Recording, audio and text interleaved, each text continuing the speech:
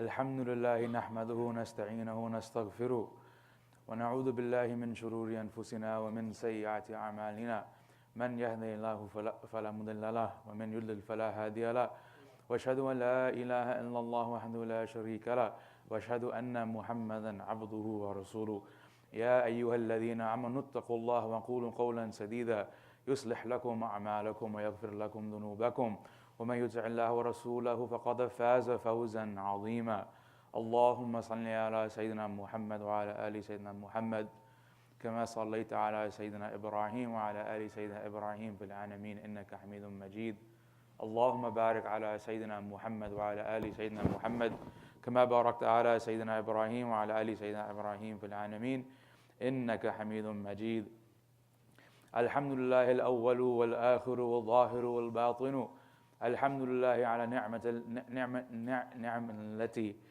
نعلم والتي لا نعلم الحمد لله حمد الأنبياء حمد الأولياء حمد الأصفياء حمدا يدوم بدوام الله مولانا حمدا لا ينقطع ولا ينقضي أبدا كما يحب ربنا ويرضى حمدا يملأ القلب حبا ويقينا وصبرا حمدا يلهمنا شكر الله سرا وجهرا وأصلي وأسلم صلاة وسلاما يليقان بمقام أمير الأنبياء وصفوة الأولياء سيدنا محمد المختار وآله الأطهار وصحبه الأبرار وأشهد أن لا إله إلا الله وحده لا شريك له وأشهد أن محمدا عبده ورسوله عباد الله أوصيكم ونفسي بتقوى الله واعلموا أن كل هذا الكون زائل كل من عليها فان ويبقى وجه ربك ذو الجلال والإكرام واتقوا يوما ترجعون فيه إلى الله ثم توفى كل نفس ما كسبت وهم لا يظلمون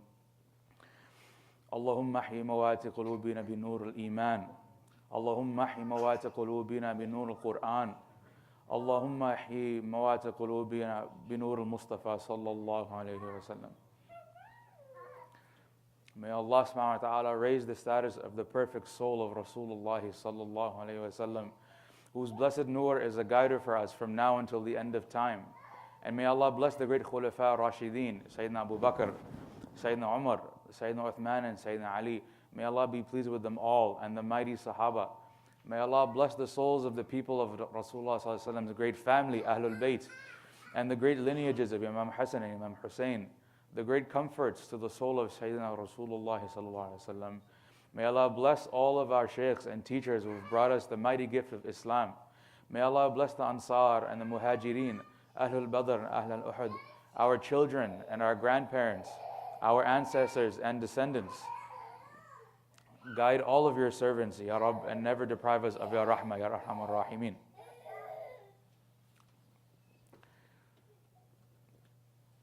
Alhamdulillah, as a modern day ummah living in the 21st century, we assume about ourselves that our problems are unique to our generation and our time and our people and our technology. But if this was the case, then taking wisdom and knowledge from our powerful imams and scholars from our past, it wouldn't be beneficial. But the funny thing is that when you go through the works of our giant scholars like Imam Ghazali rahimahullah, you find that the issues that he's dealing with people at his time are essentially the exact same as our problems at this time. So what does that mean? It means that our nature as a ummah, as people, it stays somewhat the same. And the hikmah that is provided to us by these great scholars like Imam Ghazali rahimahullah, they stay relevant. Because these problems need constant guidance and they need constant help. We need constant help. We need help accessing the hikmah of Rasulullah sallallahu alaihi wasallam, and Allah subhanahu wa ta'ala helps us use these great people, these great scholars, as a stepping stones to reach that hikmah. Imam Ghazali rahimahullah, he had a student who was in his company for a long time. Some say that this student was with him for maybe 6 years, constantly studying. And Imam Ghazali rahimahullah is a massive scholar. So whatever he teaches, he's teaching in full breadth of many sciences. History, Arabic language, spirituality, all these things, all these massive Islamic sciences. But this one student that took companionship with him, he or she came to the conclusion that, you know what, after all my studies, I actually found that I don't know what's going to be 100% necessary for me when I reach Allah subhanahu wa ta'ala in Yawm al-Qiyamah. So the student writes a letter to Imam Ghazali and they say, yeah, Imam, I've studied with you so long, but I have found myself that in pursuit of all these sciences, I'm not sure what is necessary for me. So I need help. I need more guidance now. What do I need to take to Allah subhanahu wa ta'ala? So Imam Ghazali takes it upon himself to respond to the student in a beautiful letter.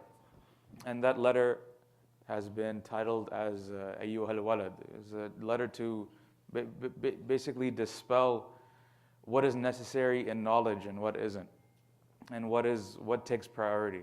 Ayyuhal Walad means, oh my child. It's a loving letter, but it is packed with so much information. And the concepts that Imam Ghazali talks about in Ayyuhal Walad are so relevant till today, which is what I wanted to share with you guys today, inshallah. Inshallah.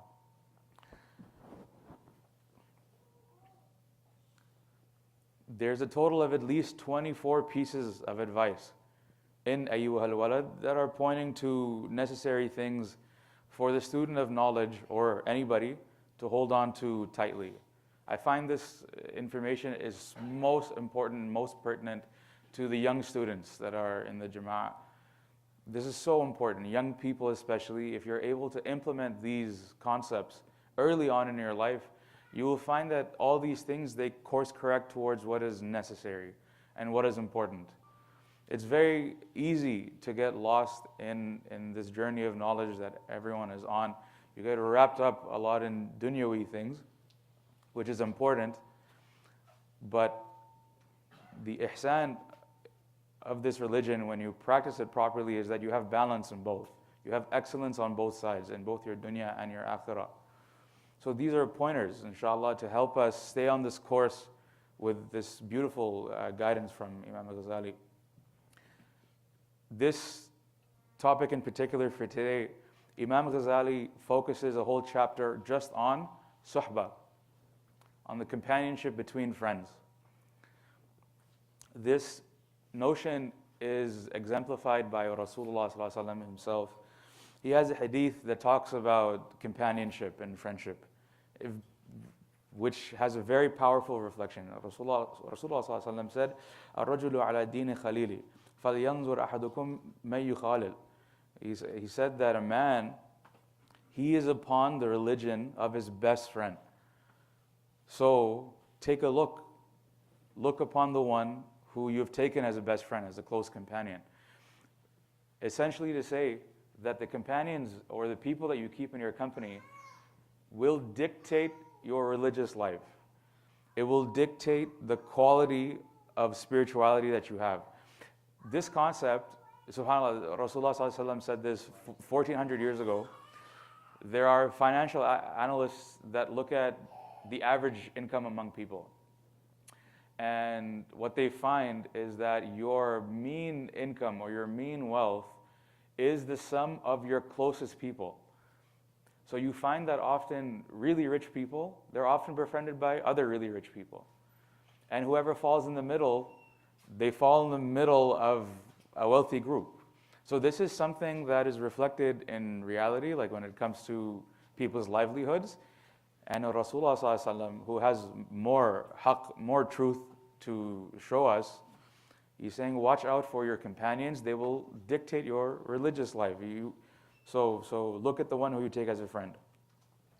So Imam Ghazali, he mentioned this hadith as well, and then he goes on into this chapter saying, Ayyuhal walad, oh my dear child, if you understand this sunnah, then there is no need for too much knowledge or too much studying. And then Imam Ghazali narrates, he says, I have a story to tell you about the great Arif Billah, the great knower of Allah subhanahu wa ta'ala, Shaqiq al-Balqi, rahimahullah, and his friend Hatim al-Asam. These were two great Imams from the 9th century. So he goes on to say that one day, Shaqiq al-Balqi, rahimahullah, he asks his companion, Imam Hatim, he says, Ya Hatim, you've kept my company for 30 years. What have you gained in the course of these 30 years? I just wanted to highlight this interaction first because you should try to imagine. These are two beyond PhDs, beyond masters in their fields of knowledge.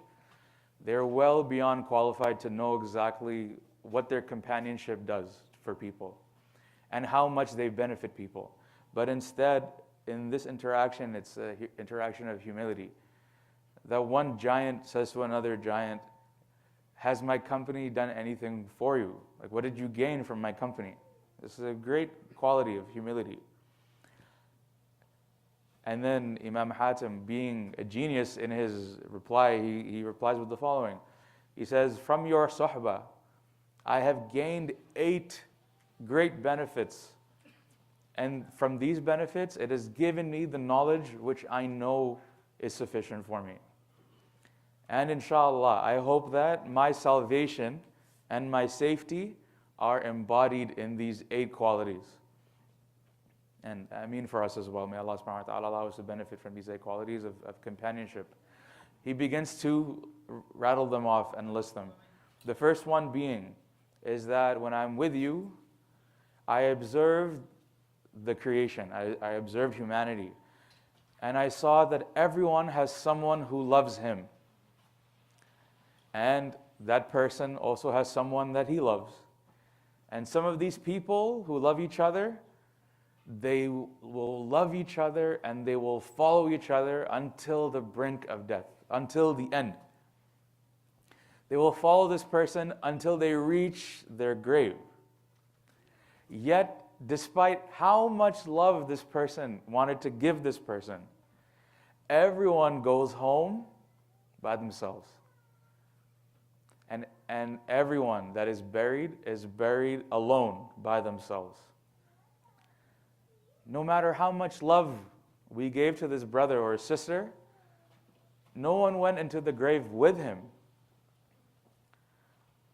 So then I looked into this matter and I thought to myself, if there could really be an act of true love, then surely the best lover is the one who will come with me into my grave. And he will come with me and he will console me and comfort me. And then when I thought about this, I realized it can be nothing else except the good deeds that I did in my life. So I took my good deeds as my beloved in an effort to illuminate my grave and to comfort me and to not leave me alone. The great people of Allah, they themselves, they're so full of love and rahmah, and their hearts are, you can imagine, like gardens. They're so full and huge, full of people. And yet when they think about their akhirah, they really try to see whose love really counts. And they know Allah subhanahu wa ta'ala, and they know that Allah subhanahu wa ta'ala wants to meet them. So they keep themselves in their mind in their graves. And they remember death often. And when we remember death often, it allows us to orient ourselves to what really matters. And the reminder of death, to think about death, it commands us to cut out that which is not necessary. Imam Hatim continues and he says, the second benefit with your suhbah is that I saw people, they were constantly following their lusts and rushing to please their desires. And I thought about what Allah subhanahu wa ta'ala said in Surah Naziyat. وَأَمَّا مَنْ خَافَ مَقَامَ رَبِّهِ وَنَهَنَ النَّفْسَ عَنِ الْهَوَىٰ فَإِنَّ الْجَنَّةَ هِيَ الْمَأْوَىٰ. Whoever has feared the majesty of his Lord and has refrained his soul from lust, then truly the garden shall be his resting place, and Jannah will be his resting place. Imam Hatim continues, he says, after I was convinced that this concept from the Quran is absolutely true, I began to deny my soul its pleasures, and I rushed to fight it and refuse its passionate desires until it enjoyed actual rida, actual satisfaction, which was in the obedience of Allah subhanahu wa ta'ala. We all wish to reach a stage of discipline like this, where we can feel like we can control ourselves despite the world being so chaotic, and all these systems, these electronic systems that are designed solely to get your attention. May Allah subhanahu wa ta'ala protect us from all these things and allow us to focus on what is reality and what is necessary. I mean, the third benefit when I took your company is that I saw every human being trying his best to accumulate as much as he can. And he would accumulate them from the dumps of this world, meaning that in the eyes of Allah subhanahu wa ta'ala, the things that people are trying to accumulate is garbage. And you're rushing and you're trying to fill up your homes and your lives with it. And then Imam Hatim, he says, so I remembered the verse of Allah subhanahu wa ta'ala mentioned in Surah Nahl. It's translated as, what is with you, this is Allah subhanahu wa ta'ala speaking, what is with you must vanish. And what is with Allah subhanahu wa ta'ala must endure. So then Imam Hatim continues, he says, so I gave freely my worldly possessions for his sake, by distributing them among the poor, so that it would be my provision in the future with Allah subhanahu wa ta'ala in the akhirah. This is a great quality that Rasulullah sallallahu alaihi wasallam imbibed, and that the Sahaba then learned and continued. It's this mentality that flips the common mentality of most people, of common people. This mentality being that whatever actions I am doing in the dunya right now, these physical actions that are happening in this dimension, in this plane of reality, it has a real effect in the akhirah right now. And it will reflect fully when I see it, when I meet Allah subhanahu wa ta'ala. Meaning what? It means when you take a step in the dunya towards khair, that step is a step in Jannah towards khair. When you praise Allah subhanahu wa ta'ala in this dunya, you are investing in a tree, and in a house, in a mansion, in Jannah. All these actions, every dollar you spend in charity, or everything you do that is a sadaqah, it does not leave your hand and disappear into the world. It is planting something in the akhirah in real time. It is happening as you are doing it, and it is being prepared for you as you are doing it. And when you reach Allah subhanahu wa ta'ala, that's when you will see the fruit of what you have invested in. And only Allah subhanahu wa ta'ala can truly reward you for the actual khair that you did. Because you have no idea. It could be $1 you donated to a center like this, or you helped someone, you smiled at somebody. It might bounce around the entire world. And it might benefit so many people that this dunya can't even contain what Allah subhanahu wa ta'ala wants to give you. So this mentality that the people of Allah ask us to focus on is that what you're doing, know that it has an immediate effect on your akhirah. So then this will change our whole mentality around wealth. That the reality of wealth is that it is from and bestowed by Allah subhanahu wa ta'ala, and it goes back to Allah subhanahu wa ta'ala. It's His money, it's His wealth, it's His rizq. But you are rewarded or tested by how you use it. May Allah subhanahu wa ta'ala allow us to have hikmah with our wealth, and allow it to have khair in whatever we do with it. The fourth benefit, and perhaps for this khutbah, this will be the last benefit we can discuss for today, inshallah. But Imam Hatim says the fourth benefit is that some people, I have observed, they put all their dignity in these frivolous things, like in how many children they have, or the size of their home, or their lineages and their tribes. And people are fascinated by these things. Everyone is seeking pride. Everyone is seeking honor, this izzah. In these things, these finite things. And people believe in it so much that they see the one who is boasting about it, and then they want to steal it from him. They're jealous of him. This is an actual thing that we see even in Brampton. We see these things. People are so sick of seeing other people succeeding beyond their means, perhaps. Maybe just people are entering quick money and doing things that make things easy for them. Other people see that who are not as fortunate, and then they're incentivized to do similar things to get that same wealth faster. It encourages crime. Can I ask all the brothers to move forward as much as you can, inshallah? We'll make space, lots of space, inshallah. So because of this, seeking dignity and seeking honor through these dunyawi things, people spill blood and have jealousy and want to commit crimes against each other.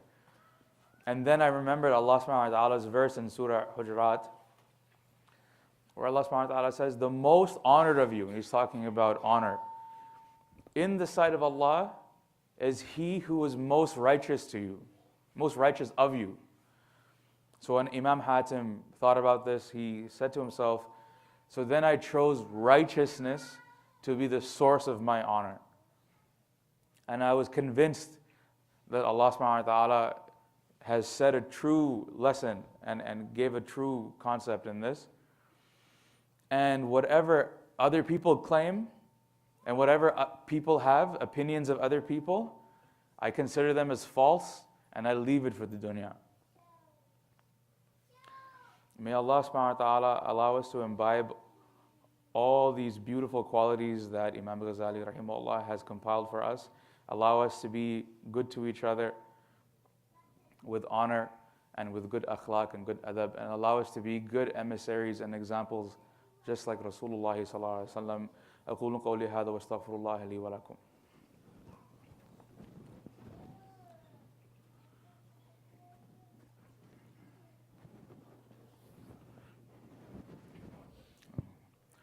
Alhamdulillah wa salatu wa salam ala Rasulullah amma ba'd. Just two quick announcements, inshallah. Noon Academy would like to thank you for your generous contribution to the center, and would like to encourage you to please keep supporting the center. You see the khair that it creates, you see the wonderful project that it is fostering the new generation of Muslims, of children that are being bombarded by every single force on earth. They are the primary target for everything wrong that is going on in the world. And Noon Academy stands in the face of these problems. So if you take benefit in a project like this, and you want to invest in a beautiful sadaqah jariyah, that will truly, Allah subhanahu wa ta'ala will show you this investment into a place like this that you will truly benefit from. I highly recommend. Please continue your generous donation to this center, and keep supporting it, inshallah. And one final thing is we have a dua of shifa. We've received a couple requests for people that are in hospitals. May Allah subhanahu wa ta'ala grant them all afiyah and shifa, and make them all heal better.